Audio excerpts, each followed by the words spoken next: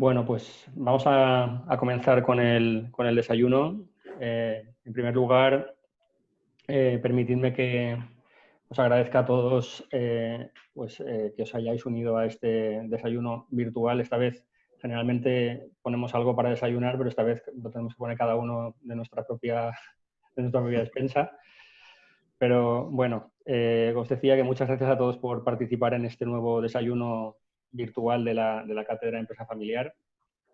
Quería agradecer sobre todo también a nuestros ponentes, a Toño Pons, a Carlos Albors y al moderador Bruno Groseta, pues por también haber aceptado amablemente la participación en este desayuno que llevábamos mucho tiempo pensando plantear, una temática sobre la digitalización o el desafío de la digitalización en las empresas familiares. Y bueno, finalmente nos ha tocado hacerlo del modo más digital posible, que es mediante un sistema virtual, mediante un sistema online, una videoconferencia, pues por las circunstancias que todos ya conocemos más que de sobra, ¿no? Bueno, también, por supuesto, agradecer a nuestros promotores, a AVE, IBEFA, EDEM y Instituto de Empresa Familiar, por vuestro constante apoyo, que siempre estáis ahí detrás de cada iniciativa que tratamos de poner en marcha. Y bueno, pues hoy, una vez más, últimamente en estos desayunos estábamos consiguiendo un aforo muy bueno, en torno a las 100 personas. Bueno, esta vez tenemos 124 inscritos, luego pues se unirán aquellos que puedan, ¿eh? Pero bueno, la acogida del tema ha sido muy positiva. Sabemos que la digitalización ofrece a las empresas, perdón, un grandísimo potencial. Esto todo el mundo es consciente del tema.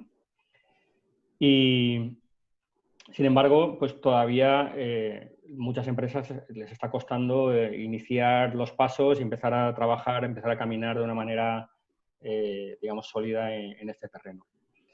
En este desayuno tenemos dos casos de empresas que ya han empezado este camino, que ya han iniciado esta actividad de transformación digital, en mayor o menor medida, pero bueno, pensábamos, nuestra idea no era plantear un caso de una empresa súper digitalizada, porque esto es un salto cualitativo muy grande para la mayor parte de la gente, sino plantear casos de empresas familiares que están operando en sectores de toda la vida, y que todos conocemos, que son muy tradicionales y muy típicos en nuestro entorno y que, sin embargo, han empezado a dar estos pasos de transformación, esta digitalización de sus empresas y de ese modo aprender de ellos pues qué pasos han ido dando, cómo han ido avanzando en este terreno.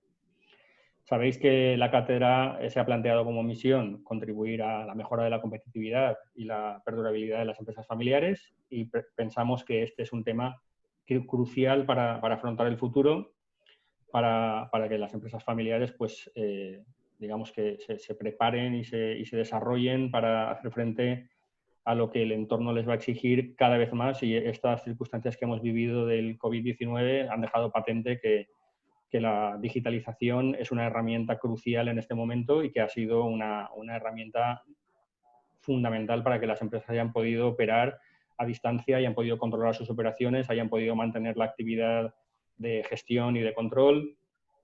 Y por lo tanto, pues bueno, creemos que más que nunca es un momento clave para que podamos hablar de esta temática. Tenemos hoy, como os he dicho, dos casos de empresas familiares valencianas. En primer lugar, tenemos a Carlos Albors, que es CEO de LAIEX, una empresa de segunda generación, familiar de segunda generación, que acaba de cumplir 50 años de antigüedad. Carlos es ingeniero industrial, tiene un MBA, recibió el premio a Joven Empresario en 2019 y él es el precursor de la mejora continua que ha posicionado a LAIEX en 39 países, con filiales en Alemania y en Brasil, y además, pues recientemente la empresa ha sido reconocida por la Cámara de Comercio de Valencia con el premio a la transformación digital 2019. De hecho, las plantas de producción de LAIEX Paterna lideran el sector industrial en el ámbito de la automatización y es un ejemplo excelente para que nos hable de este proceso de transformación. Por otro lado, tenemos a Juan Antonio Pons, Toño Pons, para los que lo conocemos un poco más. Es el presidente de Importaco, una empresa familiar de tercera generación de alimentación con un gran reconocimiento por todo el mundo, por todos los que estamos aquí, seguro. Toño, desde la presidencia, lidera la estrategia de transformación de la compañía, incluyendo la transformación digital, por supuesto, la especialización y la generación de conocimiento vinculado a la excelencia en calidad.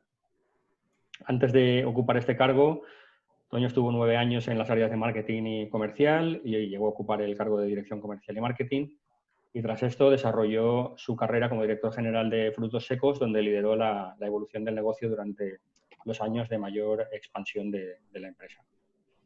Y por último, pues hemos invitado a Bruno Broseta para que modere esta sesión. Bruno es Senior Advisor de Transformación Digital en Nunsis. Es profesor en la Universidad Europea de Valencia. Bruno es doctor en Economía por la Universidad de California, coach ejecutivo acreditado y además es un experto en el tema, tanto por su trabajo como por la docencia que imparte en el ámbito de la transformación digital, pero también en el ámbito de la empresa familiar, puesto que él en los años 99 a 2002 fue investigador principal del Instituto para la Investigación de la Empresa Familiar.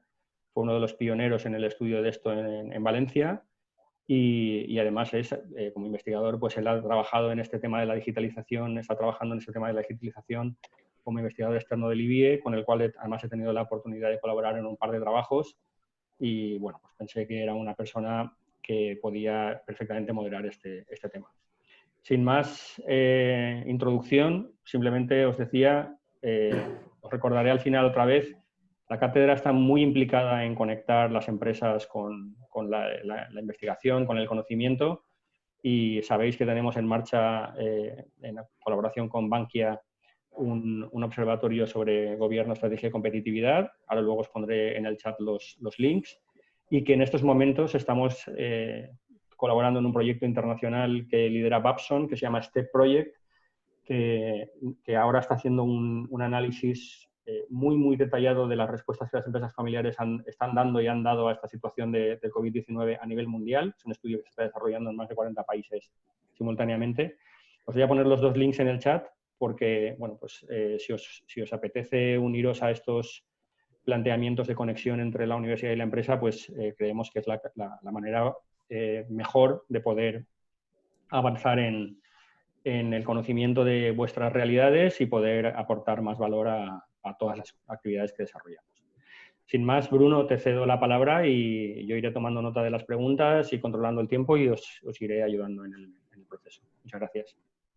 Muy bien, muchas gracias, Alejandro. Es un placer acompañaros esta mañana y quiero agradeceros, evidentemente, a todos los que estáis con nosotros, especialmente a la cátedra, a sus promotores y, obviamente, a Toño y a Carlos, Toño y Carlos que nos acompañan esta mañana y que nos van a hacer partícipes de su experiencia en este tema de transformación digital de sus compañías, ¿no? La idea un poco es que mantengamos un diálogo durante 45 minutos, una hora, os doy una serie de preguntas y ellos van a responder. Yo creo que si te parece, Alejandro, a los asistentes que tengan preguntas, luego a través del chat o en conversación podemos simplemente dar paso a sus preguntas y a las cuestiones que quieran plantear. Y así cerramos un poco el aspecto logístico, parece, de la conversación. La primera pregunta que os queríamos hacer es de orden un poco general. Es decir, nos gustaría, Toño y Carlos, si podéis empezar haciendo una breve descripción de vuestra empresa, grupo empresarial y de cuáles son un poco los retos que encontrasteis a ligar a la digitalización y luego comentar un poco cuál ha sido el enfoque general, es decir, casi la estrategia o la visión con la que habéis afrontado el tema, un poco los pasos que habéis seguido dentro de la compañía para ir transformando negocios que, como comentaba antes Alejandro, son negocios que hay que transformar digitalmente porque son negocios eminentemente analógicos del sector industrial. Y por último, sería un poco en qué habéis notado las mejores, es decir, para qué os ha servido y para qué ha venido bien en vuestras compañías. Si os parece, empezamos por Toño. Si quieres a empezar, te lo agradecemos. Muy bien. Bueno, primero agradecer a Alejandro el poder participar en este desayuno y nada, siempre, bueno, pues intentaré colaborar porque también asisto muchas veces a los desayunos y la verdad que siempre sacamos buenas notas y siempre sacamos cosas nuevas y cosas que podamos aprender. Así que vamos a intentar que pues, no desmerecerlo e intentar poner nuestro granito de arena para que, bueno, hablar de todos estos temas que ahora están tan de moda. Yo por contextualizar un poquito, cuando Alejandro me pidió que os exponga todo lo que estamos haciendo, nosotros en este ámbito tan amplio de la digitalización me sorprendió bastante. Y me sorprendió por dos motivos. El primero es que los que conocéis Importaco, nosotros somos una empresa tradicional, donde nuestra oferta de productos está basada en lo mismo que hacía mi abuelo cuando inició esto hace 3 generaciones. En definitiva, nuestros productos son pipas, cacahuetes, que es aquello que ya los incas consumían y manejaban. Sí que es verdad que obviamente ya nada se hace igual. O sea, desde toda la genómica que hay detrás para sacar los híbridos, que luego los llevan a esos cultivos súper intensivos, los procesos, elaboraciones, las formas de distribuir, todas las adaptaciones que se tienen que hacer para cumplir con el consumidor, bueno, pues todo eso sí que ha cambiado mucho y tienes que estar, bueno, pues a la última a ver cómo puedes estar tú ahí siempre muy pegado a las demandas de los consumidores.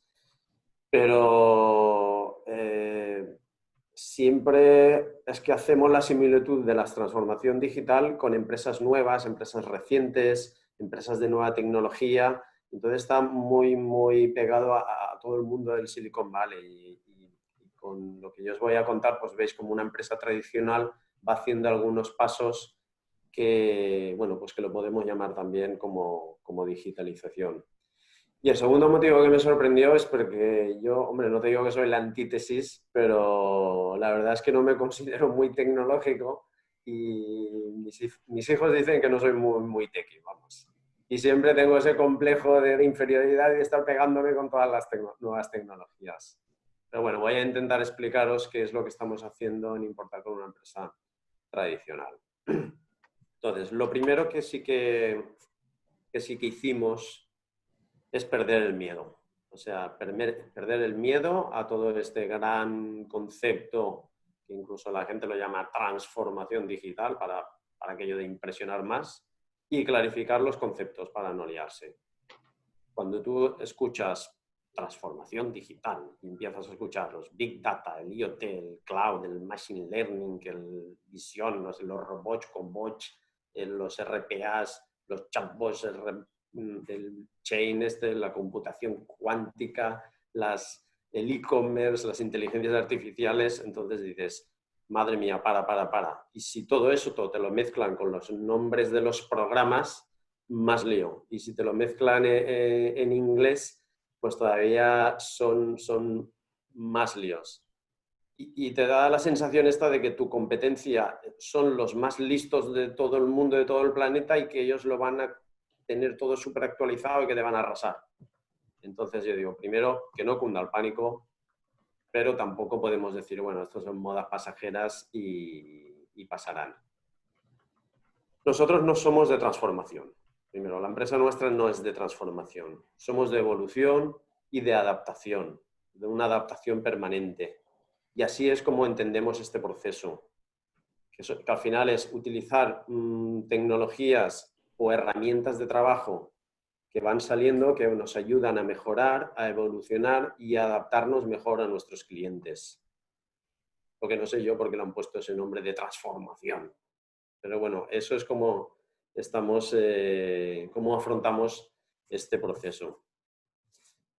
Y a partir de ahí, pues es utilizar esas nuevas herramientas, conocerlas y aquí sí que hay infinidad de herramientas. Entonces, lo que yo sí que os diría es, cogémonos lo que es cada uno, el core business de cada una de sus empresas y ver aquellas herramientas que te pueden ayudar y sobre todo al final en las empresas familiares, que siempre estamos muy pendientes de la cuenta de explotación, pues aquello que va directamente a la cuenta de explotación. Entonces, al final es, oye, ¿y qué estamos buscando? Pues que es nosotros con la transformación digital o con la digitalización, lo que se busca es lo mismo que con la gestión de la empresa. Herramientas que te mejoren y que te mejoren tu cuenta de explotación, tu competitividad, tu diferenciación. Y aquí, bueno, pues sí que es sencillo, pues que te mejoren tus procesos productivos, que seas más productivo, que te ajusten los stocks, que te mejoren el circulante, que te mejoren tu conocimiento del cliente, que te mejoren lanzamientos de nuevos productos, nuevos desarrollos, que tengas información para prever con tiempo qué son las cosas que te pueden pasar. En definitiva, lo que nosotros decimos es, para nosotros lo fundamental es estar muy pegado al cliente para conocer todo lo que él puede hacer. Y entonces todo esto, cuantas más herramientas de estas puedas utilizar que te mejoren lo que ya tienes, pues bienvenidas sean. No solo también del cliente, porque el cliente es como la estrategia, pero también cuando estamos hablando de trabajadores, incluso de nuevos modelos de negocio que pueden ir surgiendo. En definitiva, yo creo que estas herramientas, la utilización de estas herramientas lo que vienen es a buscar lo que la empresa está buscando ya de por sí en su estrategia. Y por aquello de decir cuál ha sido vuestra evolución y dónde estáis. Estoy yendo un poco rápido y luego, si queréis, vuelvo para atrás o puedo profundizar en algún tema más. Pues como una empresa tradicional que somos y de evolución y de adaptación, los perfiles de nuestros directivos pues son esos. Y entonces en este proceso lo abordamos siempre de una manera más reactiva que proactiva. Y la razón de abordarlo es muy sencilla. Nos van pasando cosas que habitualmente no son cosas buenas y que esto nos despierta y nos obliga a decir, oye, pues esto hay que trabajarlo de otra manera. Y cuando ya decimos esa afirmación pues tan contundente que hay que buscar nuevas formas de trabajarlo, es cuando salimos al mercado y empezamos a buscar herramientas. Y esas herramientas, bueno, pues ahora son todas digitales.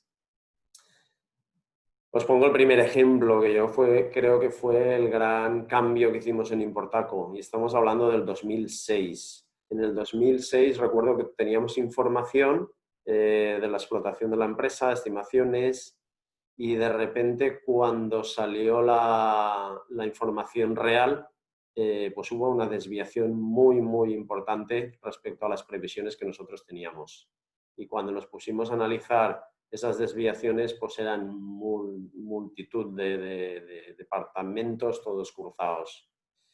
Entonces, cuando dijimos, oye, pues esto no nos lo podemos consentir porque el susto es muy importante y entonces tenemos que buscar algo que nos mejore toda la información cruzada de todas las transacciones cruzadas que tenemos en la empresa, las tenemos que mejorar.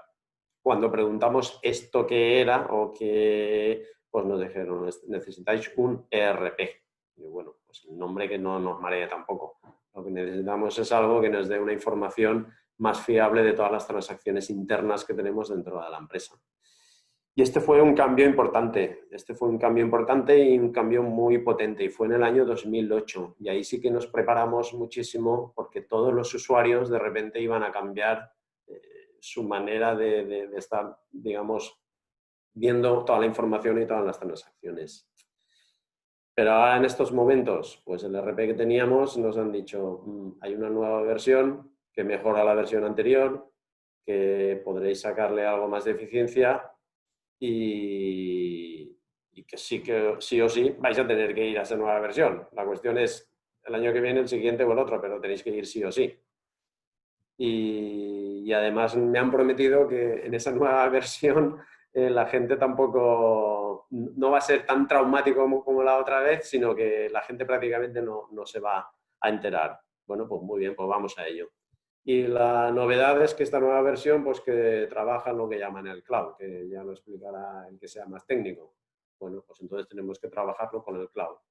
yo lo que sé es que directamente ya todo el rollete este de los servidores que siempre estábamos comprándolo, los acondicionados, pues ha acabado. Y entonces ahora pues vamos a tener esa nueva versión en el cloud. Pero veis que siempre son como temas reactivos, o sea, son como necesidades que nos van saliendo en la empresa y entonces nosotros salimos a buscar qué es lo que tenemos que hacer y cuando estamos convencidos, pues lo vamos incorporando. Ya os diré el próximo año cómo nos ha funcionado esta nueva versión y el cloud. Por ejemplo, en las áreas industriales, en las áreas más industriales, primero empezamos introduciendo mucha automatización, pero tampoco es que hacíamos demasiados números, porque era tan contundente el poner automatizaciones que no hacía falta hacer demasiados estudios. Más recientemente, la gente de las plantas de producción están obsesionados por aquello de los OEEs, buscar las eficiencias, entonces ya pidieron un sistema que les diga en cada momento los rendimientos de la línea. Bueno, pues fuimos a los sistemas estos MESMOM que te van diciendo todo esto. Entonces les vamos facilitando. La gente, los que programaban la producción en las plantas de producción, bueno, pues allí estaba cada uno de los señores con sus hojitas Excel, con su boli, con su libreta, su calculadora, y entonces así hacíamos nosotros la planificación de la producción. Y se quedaba todo en la mente del que lo estaba haciendo. Y entonces dijimos, oye, esto hay que cambiarlo.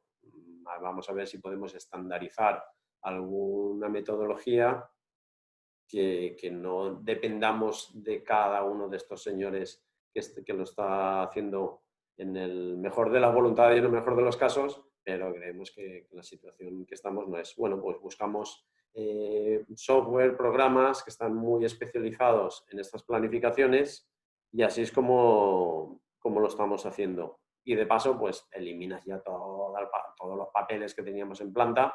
Bueno, pues se van eliminando todas las órdenes de producción, comprobación, tal, pues todo eso se va eliminando. Otros casos, por ejemplo, los chicos de mantenimiento. Los chicos de mantenimiento hacían el trabajo a su voluntad, siempre con la mejor de sus versiones. Sistemas lo mismo, muy manuales, muy rudimentarios, y entonces dijimos, oye, esto habrá que ordenarlo, porque a veces, en algún momento lo que nos pasaba es cuando más se necesitaba, pues el chico de mantenimiento estaba haciendo lo que él creía oportuno. Entonces, hemos salido al mercado y hemos empezado y hemos visto pues, que hay sistemas tipos, ¿cómo se llaman? Los Gmao estos, que te organizan todo el proceso de mantenimiento, inventarios, bueno, en definitiva, que está todo más ordenadito. Por cambiar pero siempre la historia es la misma. Nos van pasando cosas que no estamos de acuerdo, habitualmente son cosas malas y entonces nos despiertan, nos hacen movernos y nos hacen buscar oportunidades de nuevas herramientas de gestión. En temas de calidad, por ejemplo, nuestros productos vienen del campo y todavía vienen muy sucios. Bueno, pues hay que limpiarlos. Y pues antes los limpiábamos todo con recursos de gente haciendo selección y hoy en día pues ya están todas las tecnologías, la combinación de múltiples tecnologías, visiones artificiales, láseres electrónicos, rayos X, en definitiva todo lo que nos pueda ayudar para eliminar esto. Para nosotros es muy, muy importante el control de las temperaturas y de las humedades.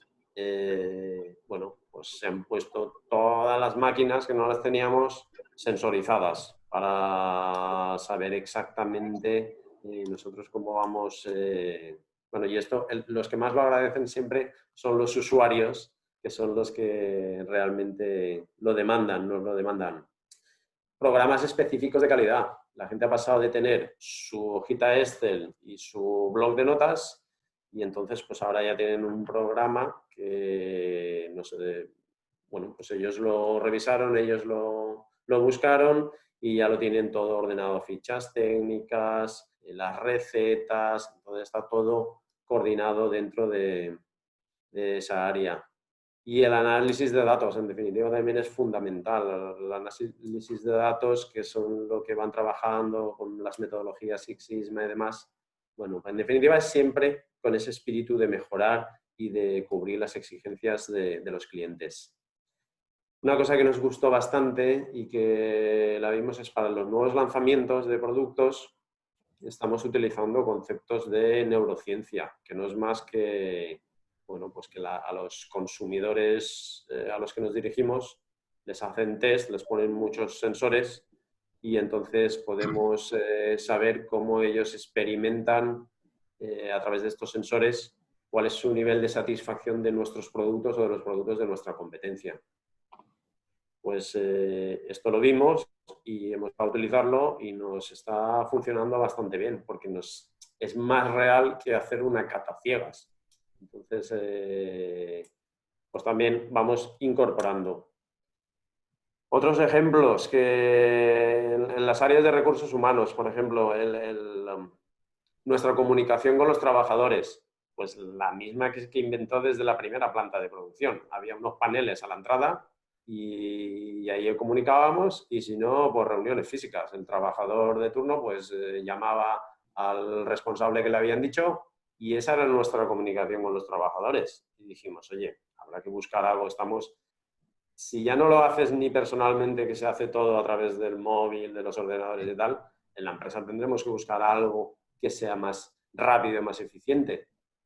Y entonces creamos una intranet, lo que se llama una intranet interna. Bueno, y eso está funcionando mucho más ágil, mucho más rápido, incluso mucho más personal, porque puedes adaptar la comunicación como tú quieras. Pero claro, esa intranet hace 2 años era a través de los PCs y hoy los PCs los gastan los 4 que los gastamos. La gente gasta los smartphones, con lo cual el siguiente paso lo teníamos claro, era volcar esa intranet a los smartphones. Y entonces, pues ese es el siguiente paso, que veis cómo es, digamos, algo sencillo, pero que vas utilizando. Porque luego hay otras aplicaciones como más específicas. En recursos humanos tenían allí un Cristo entre el control de presencia, las nóminas, contratos indefinidos, temporales, todos los ratios los recogían una vez más con Excel, con tablitas y en definitiva dijimos, y había un Cristo que nos aclaraba en ellos. Y más que nos aclaraban es cuando te obliga a tomar decisiones que muchas veces te equivocas porque no tienes los datos bien coordinados. Entonces, una vez más salimos al mercado y nos dijeron que hay un programa que es el que utiliza la mayoría de las empresas y que es un programa muy completo y que lo ata todo y que lo coordina todo, y en ese programa estamos. Y están contentos, de momento me han dicho que están contentos. Más temas, el ahorro energético. Tengo aquí los enunciados y yo os cuento por qué. El ahorro energético, ¿por qué? Pues porque de repente un año vimos que se nos disparó la factura. Y entonces dijimos, ostras, ¿y ahora qué hacemos? Nos dimos cuenta que teníamos ya activos productivos, que cada vez consumíamos más y que no teníamos ningún control sobre eso. Y cuando ya afecta de forma importante sobre la cuenta de explotación, es cuando ya pues, te metes en profundidad. Entonces, empezamos a monitorizar esos activos productivos que en definitiva son los más consumidores de energía y a través también de nuestro partner de servicios energéticos, pues lo podemos monitorizar en estos momentos y podemos tomar decisiones para ajustar y estamos consiguiendo esos ahorros energéticos. Muy bien. Más ejemplos completamente diferentes, y así veis nuestra evolución. El famoso e-commerce, que todo el mundo te preguntaba, ¿y no está vendiendo por internet? Pues no, oye, pero internet es el futuro y tal. Y entonces nosotros dijimos, a ver, donde estamos no acabamos de verlo, vamos a hacer alguna prueba en alguno de los mercados estos donde más utilización por internet existía. y nos fuimos a China. Y entonces lo montamos todo, montamos la plataforma para vender con el B2C, gama de productos. En definitiva, la plataforma ha funcionado. ¿Y qué es lo que tenemos que rectificar? Lo que tenemos que rectificar es lo de toda la vida, el marketing mix que hemos ofrecido. O sea, el producto tiene que estar adaptado al consumidor chino, el packaging, el pricing, la publicidad, pero lo que es la plataforma sí que ha funcionado. Pero veis que una vez más todo sale por necesidades que nosotros vamos viviendo y que nos van pidiendo los gestores. Muy interesante, Juan Antonio. Vamos a pasar ahora a Carlos y así luego también tocamos otros temas. Los ejemplos que has puesto, súper interesantes, me parecen muy clarificadores. ¿Te parece, Carlos, ahora contarnos vuestro caso, vuestra experiencia? Bueno, buenas, muy interesante, Toño. La verdad es que habéis hecho un buen trabajo. Alejandro, quiero dar las gracias a Alejandro por contar con Layes, por habernos invitado a esta cátedra, charla, conferencia. Y un poquito os voy a explicar lo que es Layes, dónde venimos y las necesidades que hemos tenido que hacer para ir actualizándonos, llamémoslo así. Nosotros somos una empresa de segunda generación, una empresa de química, de polímeros en base a agua. ¿Y qué es eso de los polímeros? Porque mucha gente dice, ¿y eso qué es? Pues, por ejemplo, nosotros somos la materia prima base de nuestros clientes. No hacemos ningún producto terminado, no es una cosa que se pueda ver como pues, una mesa, una silla. Y nuestros productos, pues, por ejemplo, son para todo lo que son moquetas deportivas, campos de césped artificial, pues todo lo que es el reverso, lo que es el negro ese que aguanta el pelo para que cuando juega al fútbol la gente y se deslice, pues el pelo no se vaya, pues por atrás necesita un producto. Pero tiene que ser un producto que resista a la radiación ultravioleta del sol, que resista al agua, que resista a la abrasión. En automóviles lo mismo, en automóviles son pelitos que se punzonan y necesitas que tú pongas un ligante para que cuando tú aceleres, frenes y usas los pies y el roce, pues no se vaya. También estamos, por ejemplo, en la industria del calzado para unir la piel interior con la piel exterior que se pone en los calzados para poder coserlos y que no se muevan. Entonces, pues tiene que resistir al sudor, tiene que resistir a temperaturas altas. Estamos en todo el tema de pinturas, por ejemplo, las pinturas decorativas, pues si va en el interior tiene que tener aceptación de colores, se tiene que pegar a la pared, no se tiene que caer y tiene que lavar. Ahora se quiere que no se huela, ahora se neutralizan con sosa, que es más ecológico. Además, si se pinta un quirófano, por ejemplo, pues tiene que estar libre de temas técnicos, ¿vale? Las normativas cada vez son más exigentes. Estamos en contacto, por ejemplo, con los adhesivos que puede ser para la tapa de un yogur, para adhesivos de papel, de embalajes. Estamos, por ejemplo, hacemos los espesantes para espesar los hidrogeles. Estamos en construcción para todo lo que son morteros flexibles, que es pues mezclar cemento para darle propiedades de impermeabilización, que puedan estar en contacto con agua potable, como puede ser para depósitos, pues eso, depósitos de agua potable, de hospitales, canalizaciones, impermeabilizaciones de piscina.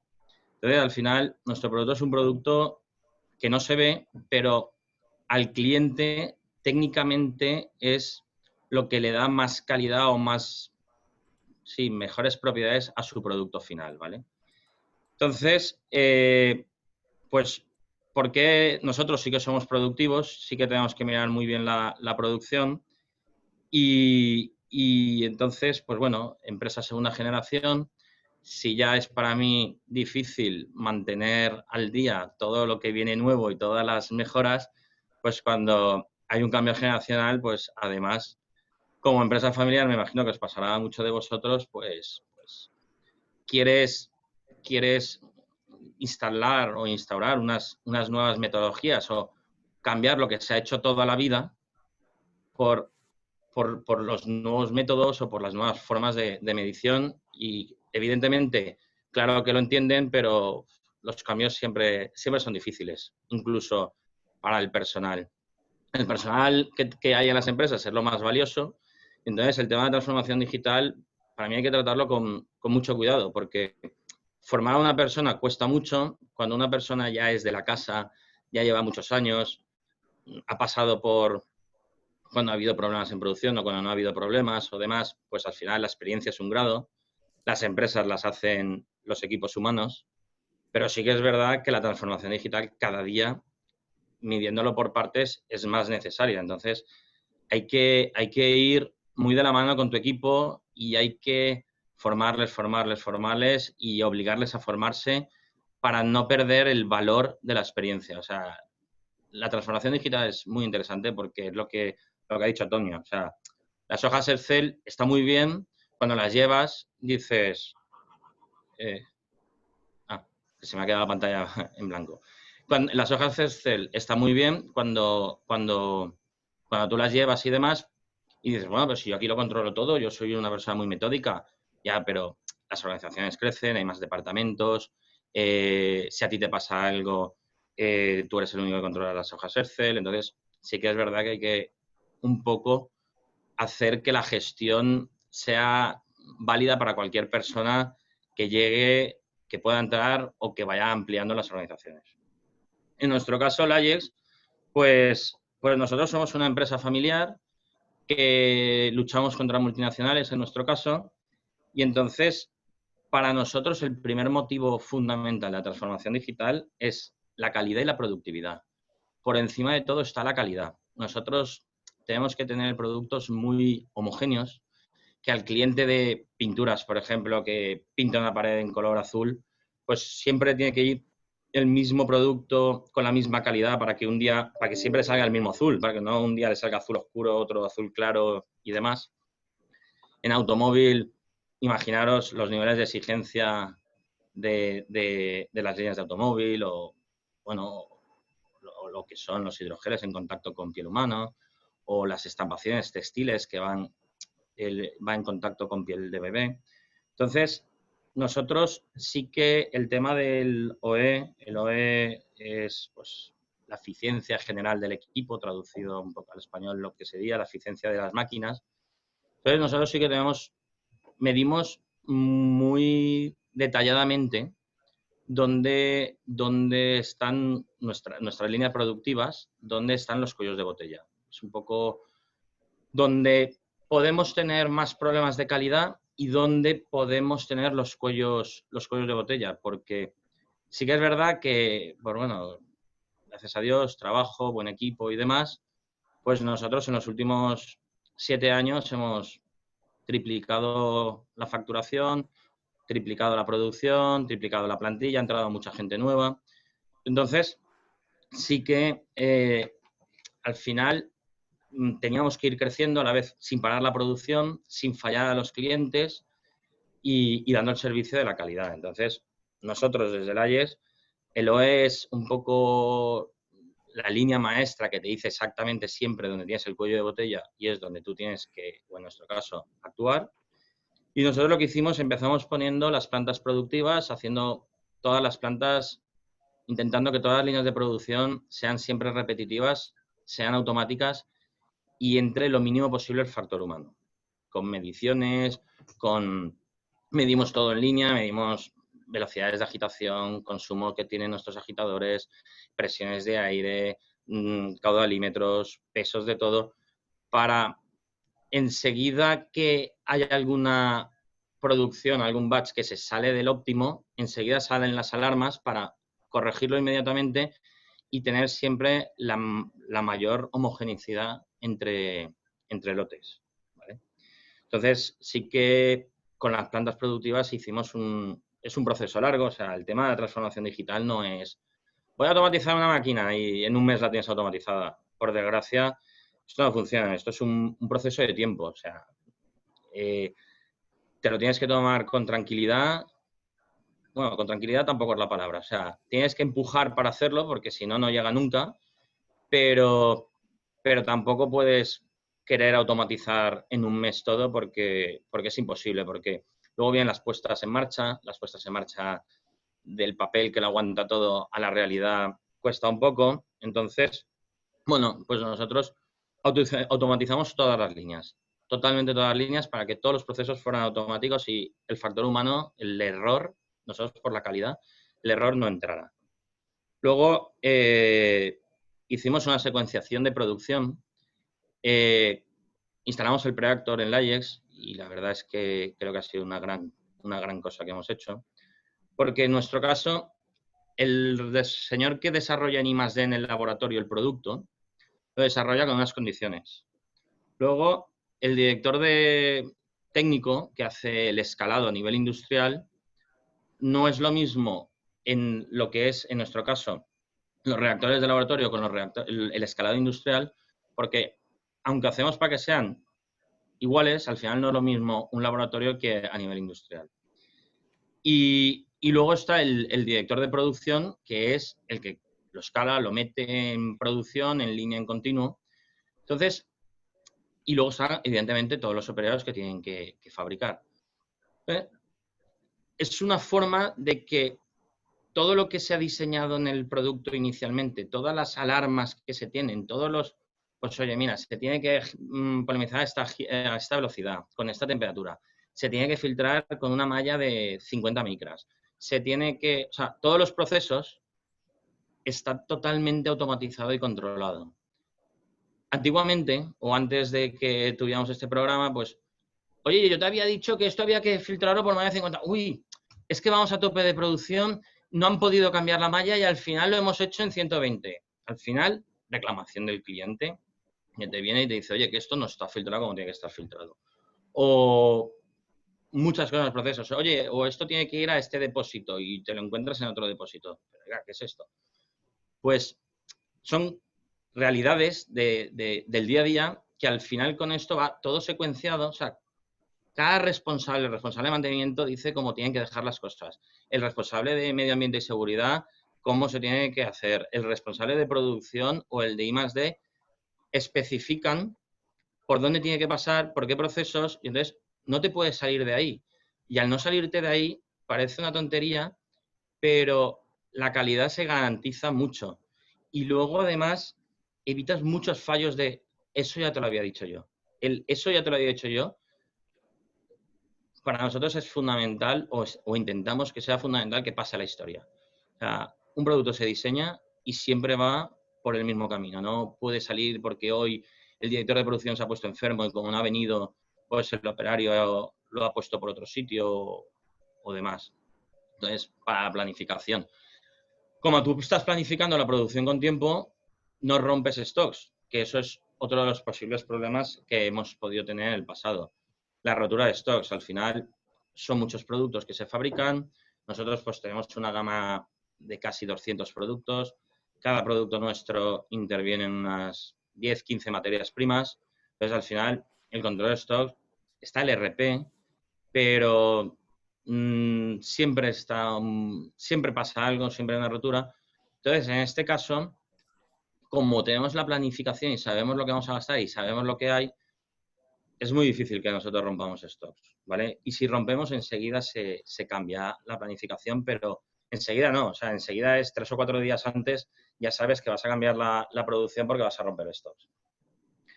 Sí que con eso de los stocks, nosotros también instalamos todo lo que son los almacenes inteligentes para tener control de todo lo que tenemos en el almacén, para que obligar a la gente a que el primer batch o el batch más antiguo o la materia prima, el lote más antiguo, sea el que se utilice cada vez, para, digamos, siempre tener los productos lo más frescos posibles, los más recientes. Que eso sobre la teoría está bien, pero luego el día a día en la producción pues cogen el que tienen delante o es que no encontraba ese lote y me he ido a otro lote o te encuentras al final por las esquinas bidones, contenedores o productos. Este caso no, en este caso se sabe exactamente dónde está todo, no hay ninguna zona muerta en la empresa, tienes stocks inmediatamente de todo. Cada vez que hay movimiento van con pistolas y entonces es muy fácil de mover para los operarios. Los operarios han pues mucho tiempo de movimientos que había que ir al Excel a decir he gastado esto, o programas un poco más antiguos que tenía que llevar mucho manual que decían no, pero si yo lo llevo bien no pasa nada. No, aquí ahora ya va todo, van con una pistola, al final es como Mercadona en la cajera que pasa pip, pip, pip y saben exactamente el stock que hay, pues nosotros lo mismo. Y además con la garantía de que cuando añaden a las áreas de producción, verifican que la materia prima es la correcta. Nosotros, en nuestro caso, las fórmulas tenemos un know-how, las fórmulas es bastante, bueno, es nuestro know-how de la empresa, entonces cuando las materias primas entran, nosotros las volvemos a codificar. Ponemos nuestra nomenclatura interna y entonces un poco de garantizar que no haya errores o que los operadores tampoco se equivocan. Si tenían que poner el 235 y me han puesto he cogido el 245 y es que me he equivocado, pues evitar mucho los errores, ¿vale? O sea, al final va todo con códigos de barra, va con pistola, antes de meterlo en un reactor, en un tanque de enfriamiento o en cualquier zona de producción, se verifica. Al final es evitar errores, en nuestro caso, para la calidad. Luego, otra cosa de los que hicimos, pusimos KPIs por departamento. Al final es una forma de gestionar, de dar un poquito de confianza a nuestro equipo, a nuestros colaboradores, a nuestros departamentos, jefes de departamentos, trabajadores en general, a todos. Hicimos KPIs por departamento, o sea, cada departamento se gestionó sus KPIs, lo que eran para medir lo más importante, ¿vale? Y entonces, pues al final cada uno tiene su forma de gestionar o cada uno tiene su personalidad, cosas de hacer las cosas.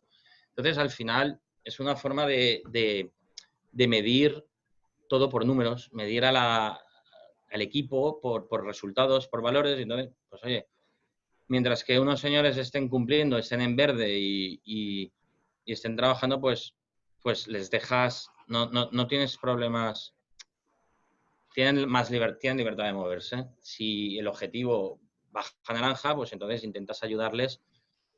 Si hay que poner algún método más, si se necesita una maquinaria nueva, si hay que hacer alguna acción, pues lo apoyas. Y la verdad es que eso de medir los KPIs, pues está bien, porque ellos, la misma gente se regula y enseguida busca soluciones.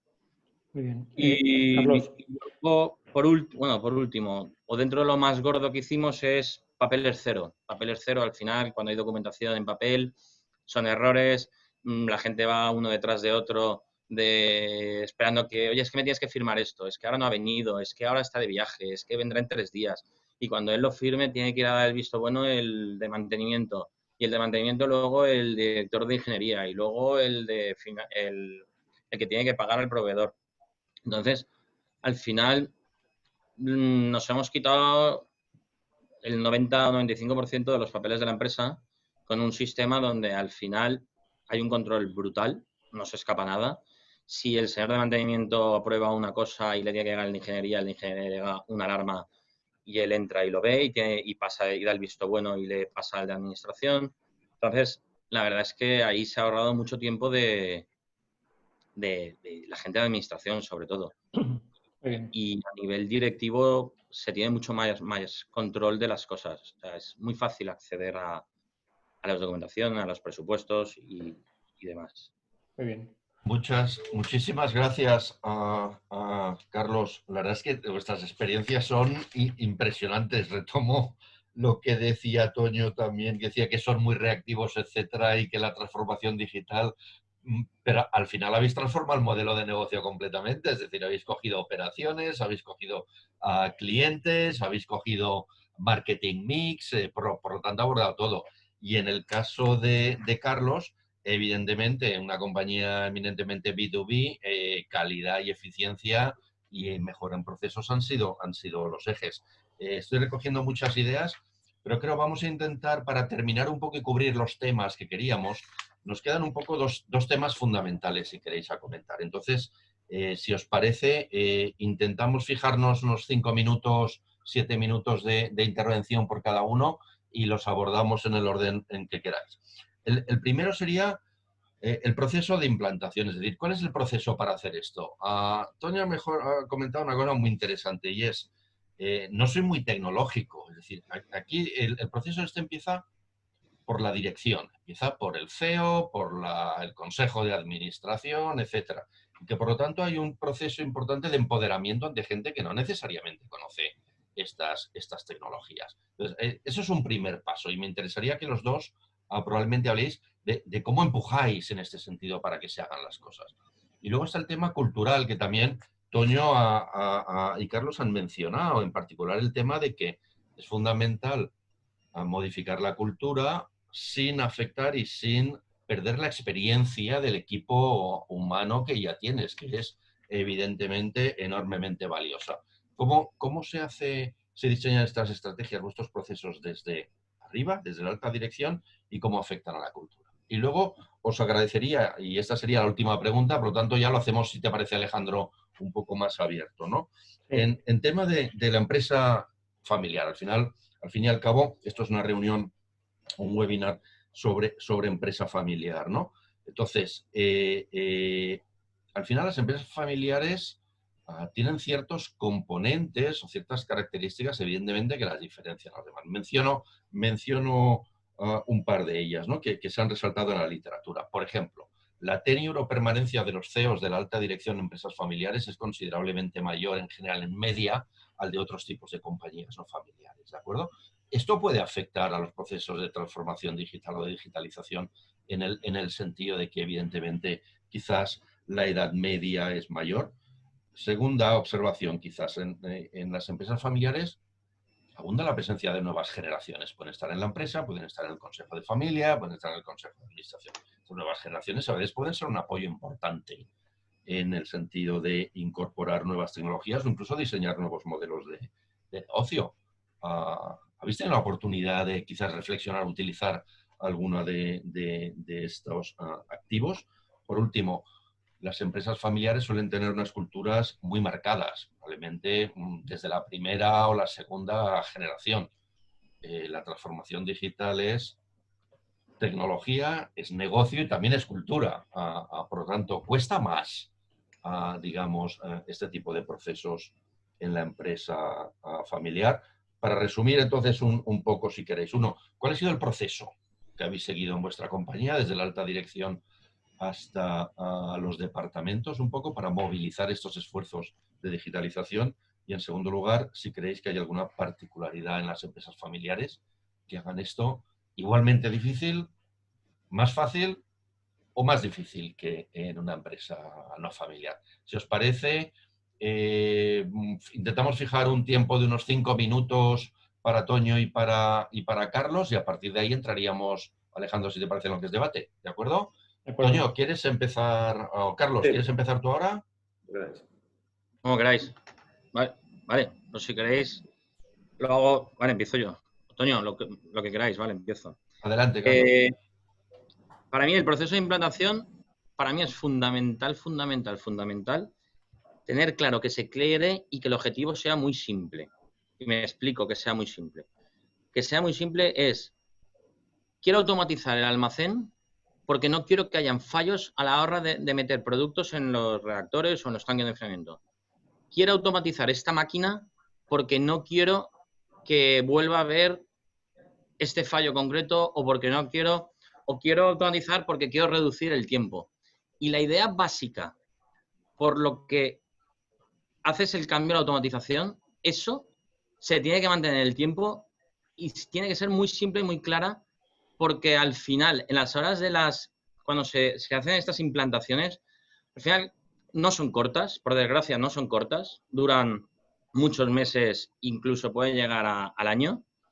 Entonces, a veces cuando estás al final, tienes tantas ganas de llegar que permites o se permiten no hacer el 100% de la idea básica y simple de donde quieres llegar. O sea, yo quiero que esta máquina, en vez de filtrar en 1 hora, filtre en 30 minutos. Pues, y que además sea limpia. Pues al final llegas a los 30 minutos, pero es que, oye, es que hemos puesto esto y no se puede ajustar. No, se tiene que ajustar. O, por ejemplo, automatización del almacén. Yo voy a poner un caso mío. Mi caso era que como nosotros somos una empresa química, tenemos una normativa APQ, que es almacenamiento de productos químicos, y entonces la materia prima pues tiene que estar, cada una tiene su zona y no se puede mezclar o no se puede poner unas cosas en otras. Bueno, pues al final llegamos al punto de, vamos a instalarlo ya y para ponerlo, que si el operario llega y pega 2 veces en el código de barras, pues la mercancía se puede quedar. Pues no. O sea, lo básico era que hubiera un orden, que todo estuviera organizado y que los operarios no perdieran tiempo yendo a buscar materias primas porque el aparatito te decía que en la estantería 25, altura 2, está esa materia prima. Y la tienen que dejar ahí. Bueno, pues si pegan 2 veces ya está. Pues no. Entonces, yo desde mi consejo es que hay que poner un responsable interno, fundamental. Siempre tiene que haber un responsable interno que sea el del proyecto, el que esté en contacto con el proveedor de la tecnología en este caso. Es fundamental que la dirección aparezca, pero para exigir lo básico, o sea, para exigir, esto lo montamos por este motivo, pues simplemente exigir y verificar que ese punto se ha cumplido. O sea, nosotros verificamos, por ejemplo, pusimos el preacto para que todas las máquinas estuvieran automatizadas y nos gestionaran el proceso. Pues todas son todas, no. Es que tengo 10, pero esta ahora luego la montaremos, vamos a arrancar. No, las 10. Básico, organización. Entonces, tiene que haber un responsable interno, tiene que haber alguien informáticamente interno que controle, tienes que tener un apoyo de un informático interno, que luego a lo mejor a ese informático lo subcontratas, pero sí que todo el tema del hardware lo tienen que ayudar con el proveedor. Y luego mi recomendación, porque nosotros como empresa familiar hemos querido hacer de todo, o sea, hemos cogido desde empresas muy pequeñas para ahorrarnos dinero y 1 o 2 informáticos que a ver si empezamos nosotros a montárnoslo y así no es tan caro y nos montamos, hasta empresas muy, muy grandes. Mi consejo es que en la transformación digital que se haga cuando se pueda hacer, pero tiene que haber una estructura media del que te lo cojas. Tienes que tener un buen ERP.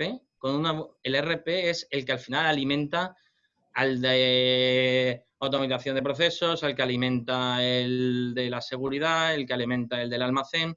Pues un buen ERP que pueda atender a todos los nuevos programas que vayas a tener que ir instalando y que, evidentemente, como empresa familiar, busques lo más económico posible, pero con una estructura mínima.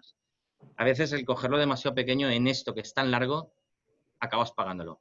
No estoy diciendo que haya que coger la NASA y irse al mejor, porque somos empresas familiares y nos cuesta mucho ganar el dinero y cuesta mucho, pero al final, en este caso, que la instalación es 1 año por lo menos, al final, si te coges a alguien pequeñín que no te hace caso, o que ahora puede, o que ahora no puede, o que no tiene el nivel, el año se te hace 2 años y te arrepientes.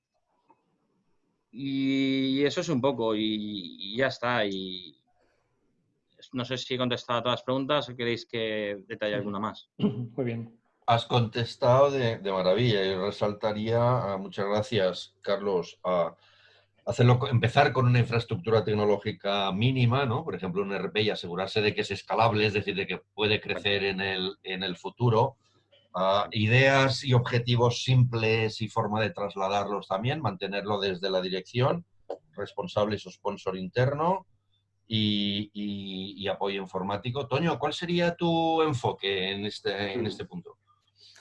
Sí, bueno, la ventaja de participar en segundo en esta cuestión es que ratifico completamente lo que ha comentado Carlos.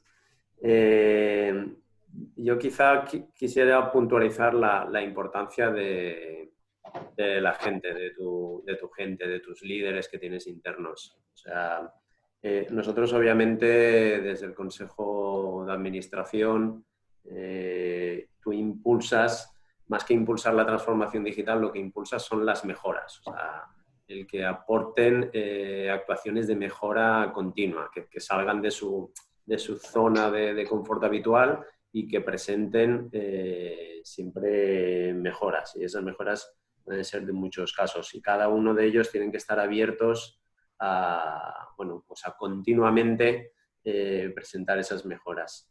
Y entonces a partir de ahí es definirlas bien qué es lo que necesitan. O sea, necesitas definir bien cuál es el caso de uso y cuáles son los retornos, porque hay un tema que también es importante, ¿eh? Para todo esto necesitas tener la cartera llenita.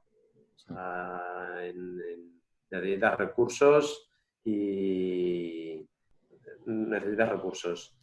Luego, lo que diría es hay que buscar una vez ya sabes exactamente qué es lo que necesitas, hay que buscar el partner adecuado. O sea, porque ahí es cuando te pierdes muchas veces y hay 1000 herramientas que hacen muchísimo más de lo que tú necesitas, con lo cual pues, te sobra parte de esa herramienta o no llegan a hacer exactamente lo que tú necesitas. Entonces eso es fundamental, elegir el partner tecnológico adecuado y buscar los perfiles dentro de la empresa. Hay que acompañar. Yo también soy de la opinión de que aquí creamos una figura de transformación digital para que incentive al resto de la empresa y los acompañe. A los usuarios, que en definitiva son nuestros compañeros, no hay que vencerlos con estas herramientas. Lo que hay que hacer es convencerlos, pero siempre habrá una parte que se resiste a esos cambios y ahí sí que debes de ser bastante contundente.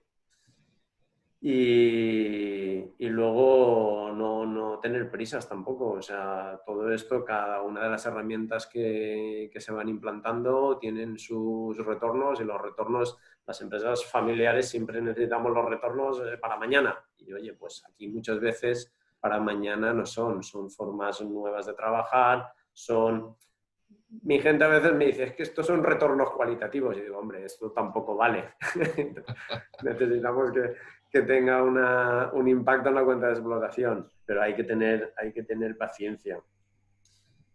Y la verdad es que las empresas, en cuanto a las empresas familiares, sí que es verdad que estamos muy marcados por esa cultura que impregna la familia. Pero en definitiva nosotros lo vemos como mejoras y entonces todas las empresas tienen la obligación de mejorar en todo lo que hacen. Entonces lo tenemos que hacer sí o sí, porque si no lo va a hacer tu competencia. Entonces a largo plazo pues tendrán esas ventajas. Yo creo que es no obsesionarse, empezar. Lo que nosotros decimos es esa necesidad, copiar, buscarla en el mercado y copiar cosas que ya estén testadas, no experimentar, sino copiar. Y bueno, y poco más. Y animar a que vayamos dando esos pasos.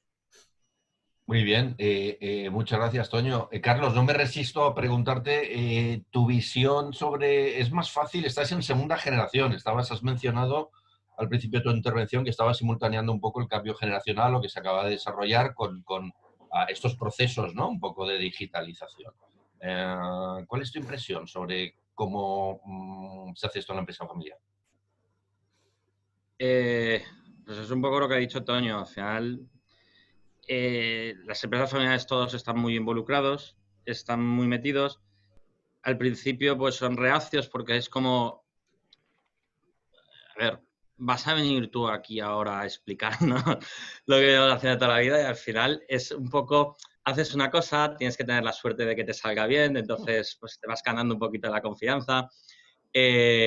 Vas motivando contigo a los jefes de departamento, es fundamental formar y que te acompañen, pero si te quedas tú solo, si el día de la arrancada, cuando arrancas, no está todo el mundo convencido, dura dos minutos, pero al final, en nuestro caso, yo pongo nuestro caso, ¿vale? Nos ha costado, yo diría que transformación digital podemos llevar 3-4 años perfectamente, o más. Y sí que diría que nosotros trabajamos 6 días, 24 horas, ¿vale? Nosotros hemos reducido las fabricaciones en 4 líneas de 17 a 10 horas. Imaginaros la mejora de productividad y la capacidad de producción que hemos ampliado en nuestro caso. Entonces, en nuestro caso nos ha costado, no todo el mundo estaba por la labor, pero es una cosa necesaria. Y luego también digo que en tema de no conformidades, de la calidad, pues hemos pasado de teníamos a lo mejor hace 4 o 5 años una a la semana o a tener una al trimestre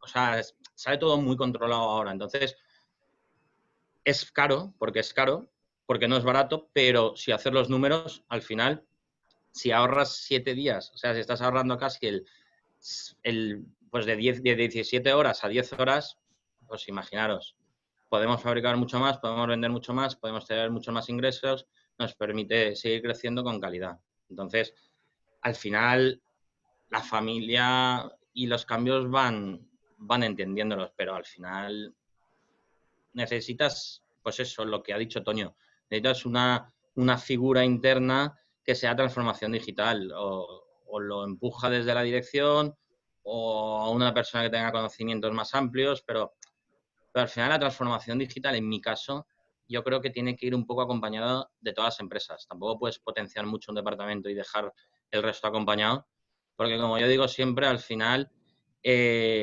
nosotros somos un equipo y un equipo ciclista. Vamos todo lo rápido que va el último del pelotón. Entonces tenemos que hacer que el último del pelotón vaya muy rápido para que todos vayamos rápido. Muy bien, por lo tanto, el ROI positivo en los esfuerzos de transformación digital existe. Muchísimas gracias a los dos. Alejandro, pasamos si hay preguntas o intervenciones. Sí, si alguien quiere hacer alguna pregunta concreta a cualquiera de los ponentes, podéis en el panel, si pincháis sobre la opción de participantes, veréis que tenéis una opción, un botoncito de levantar la mano. Podéis levantar la mano y os damos la palabra y os activáis el micrófono y participáis.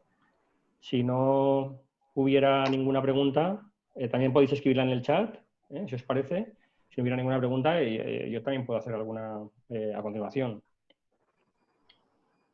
Vamos justos de tiempo, o sea que si alguien quiere participar, que se anime pronto y así no perdemos, no lo alargamos.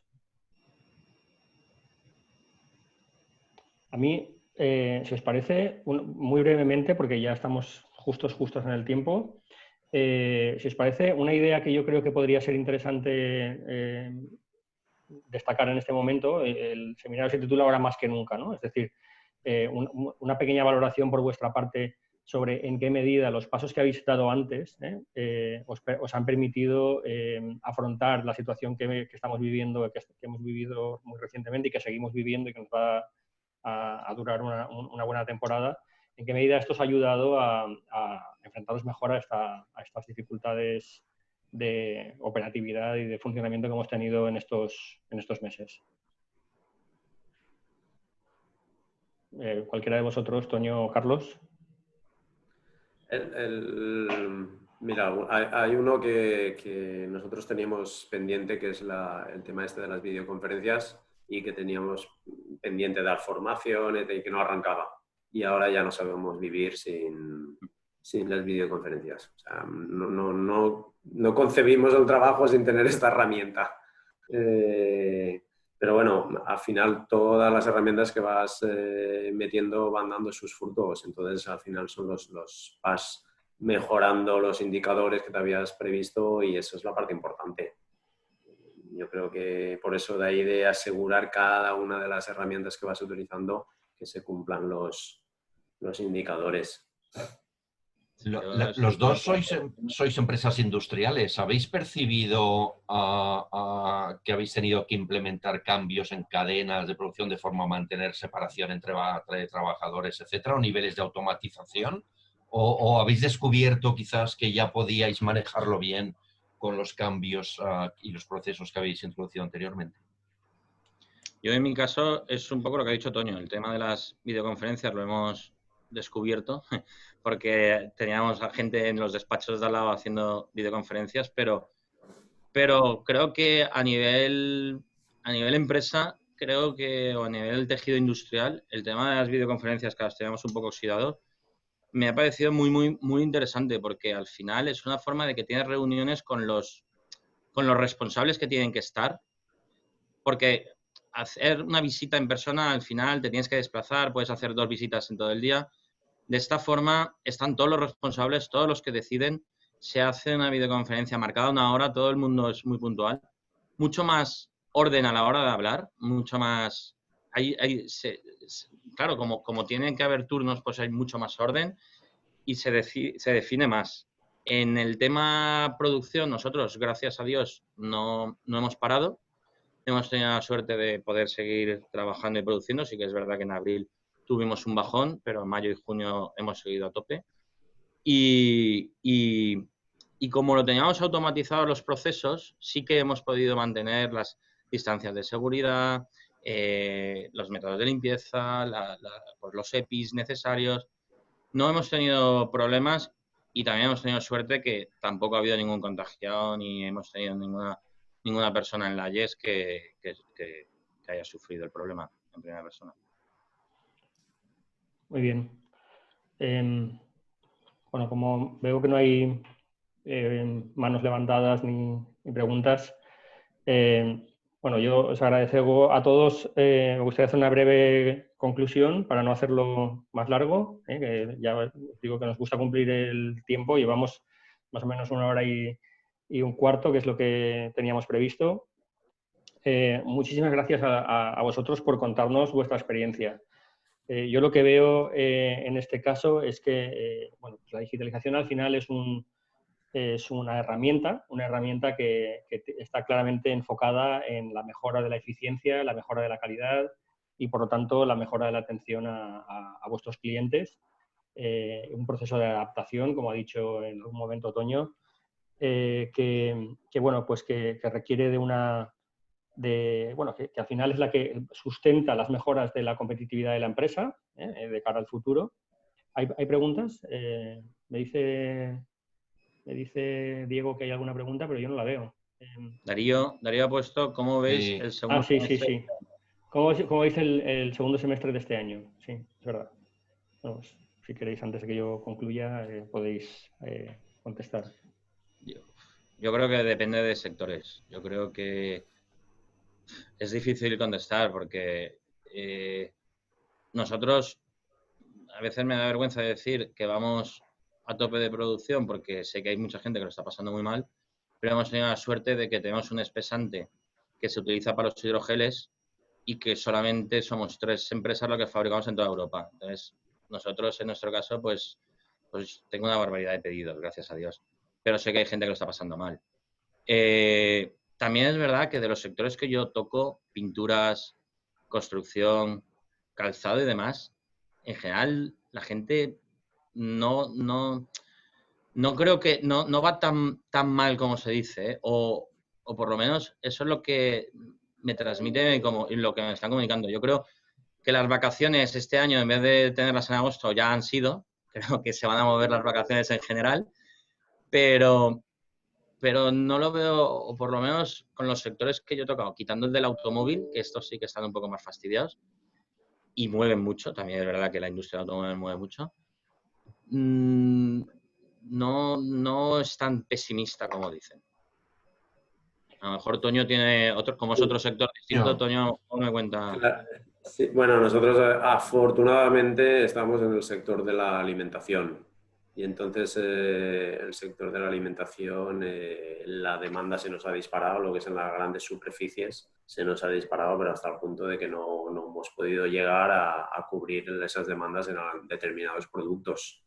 Sin embargo, lo que sí que sufrimos es el sector de la alimentación, lo que depende de hostelería, pues eso está parado, eso está completamente parado. O sea, a pesar de que salen imágenes de que se ven terracitas grandes y tal, pero los grandes consumidores de productos de alimentación, que son los macrocentros turísticos, con los hoteles, estos grandes, todo eso todavía sigue parado. Y entonces ya perdimos, normalmente arranca en Pascua, esa campaña se pierde la primera parte del verano y vamos a ver si son capaces de tener turistas y ponerlo todo en marcha. Entonces, esa parte sí que se nos ha caído. Pero afortunadamente, y somos muy positivos, la parte de las grandes superficies disparadísima. Yo creo que incluso la gente en el conjunto ha estado consumiendo más que lo que consumía antes dentro del hogar y fuera del hogar. Entonces, Pregunta Gracia Burdeos que qué es lo que se ha puesto en evidencia o que sea urgente para mejorar que tras la crisis que la transformación digital pueda ayudar. Es decir, ¿en qué medida la transformación digital puede ayudar a atender algunos aspectos urgentes que han quedado claros en este momento?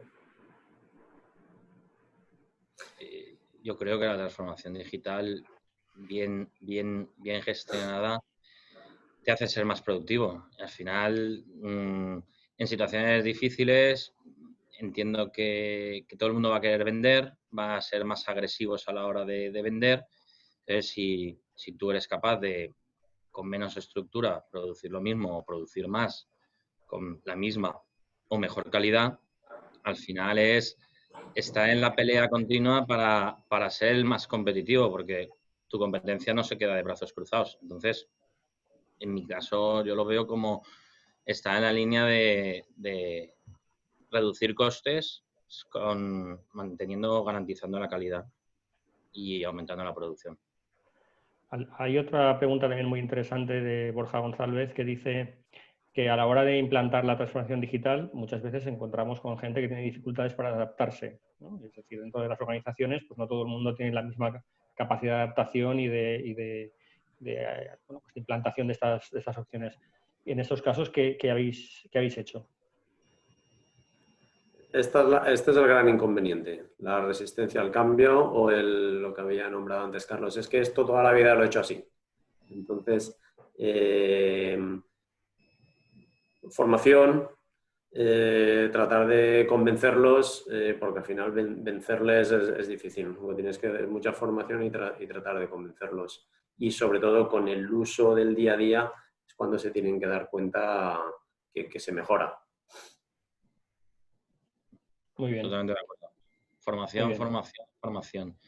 Y más formación. Y luego se ven ellos que se van quedando detrás en las organizaciones y de repente el que no, de repente se pone las pilas en el sentido de que al final, si todos tus compañeros lo están haciendo y te hablan de las mejoras que tiene, porque al final son mejoras, al final las cosas mejoran, se acaban poniendo las pilas, pero es muy importante darles la formación a la gente. O sea, es muy importante que no se vean abandonados, que les dediques horas, que acuerdes con tu partner tecnológico, acuerdes horas de formación absolutamente a todo el mundo.